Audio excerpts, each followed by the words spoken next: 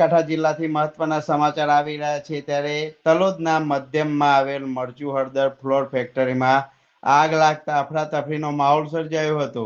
અચાનક short circuit લાગવાના કારણે આગ લાગ્યાનું અનુમાન સેવાઈ રહ્યું છે.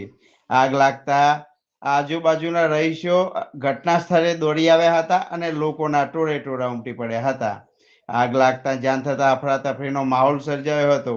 ભારે જહેમત બાદ આગ પર કાબુ મેળવી બચાવ કામગીરી હાથમાં કરવામાં આવી હતી. ઘટના સ્થળે ફાયર બ્રિગેડની ટીમ પહોંચી આગ પર પાણીનો મારો ચલાવી આગ કાબુમાં લેવામાં આવી હતી. આગ લાગતા લાખોનું નુકસાન થવાની સંભાવના સેવાઈ રહી છે ત્યારે સાબરકાંઠા જિલ્લાના તલોદના મધ્યમ માઇલ મરચું હળદર દરવાની ફેક્ટરીમાં અચાનક આગ લાગી હતી.